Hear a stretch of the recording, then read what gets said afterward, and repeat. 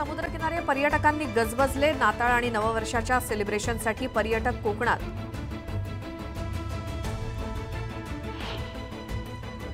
गणपतीपुळे मंदिरात भाविकांची गर्दी। बाप्पाच्या दर्शनासाठी मंदिरात भाविकांच्या रांगा।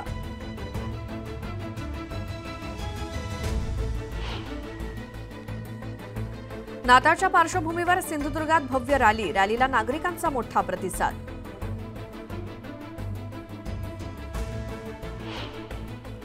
नंदुरबारमधील शहादा तालुक्यात केळीच्या बागेत बिबट्याचं दर्शन। बिबट्याला पकडण्यासाठी शर्थीचे प्रयत्न। भंडाऱ्यातल्या तुमसर तालुक्यात रस्त्यांची दुरवस्था। जागोजागी खड्डे पडल्यानं नागरिक त्रस्त। पिंपरी चिंचवडमधील नेहरू नगर इथे विठ्ठल नगरात आग लागल्यानं खळबळ। आगीमध्ये 20 वाहनं जळून खाक। नांदेडमध्ये हळदीवर करपा रोगाचा प्रादुर्भाव। उत्पादनात घट होण्याच्या भीतीनं हळद उत्पादक चिंतेत।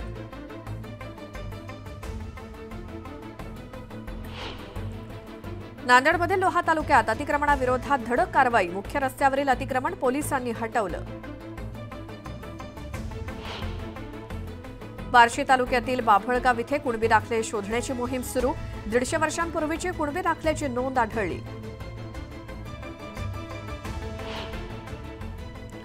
कर्जत जामखेडमध्ये एमआयडीसी होणार। एमआयडीसीसाठी सर्वेक्षण सुरू असल्याची आमदार राम शिंदेंची माहिती।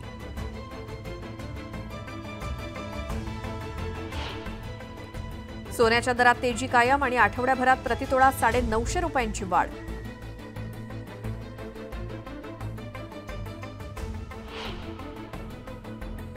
कोरोना नियंत्रणासाठी आरोग्य यंत्रणा सज्ज। सार्वजनिक आरोग्य विभागाकडून आता नव्या टास्क फोर्सची प्रक्रिया सुरू।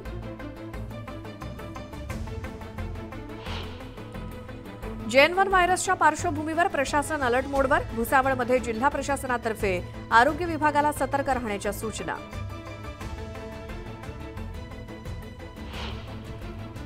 ख्रिसमस आणि नव्या वर्षानिमित्तानं बार आणि रेस्टॉरंट पहाटेपर्यंत सुरू राहणार। आज उद्या आणि 31 डिसेंबरला रात्री 12 वाजल्यापासून पहाटे 5 वाजेपर्यंत सुरू ठेवण्यास परवानगी। नाताळ आणि नववर्षानिमित्तानं रेल्वे आणि एसटीचं आरक्षण फुल, तर खासगी वाहनांचे तिकीट दर गगनाला भिडले।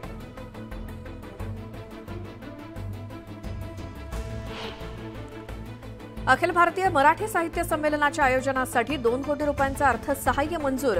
अमळनेरमध्ये होणार साहित्य संमेलन। अकोल्यामध्ये संत तुकडोजी महाराज पुण्यतिथी महोत्सवाला थाटात सुरुवात। शोभायात्रेत 20 ते 25 दिंड्यांचा सहभाग।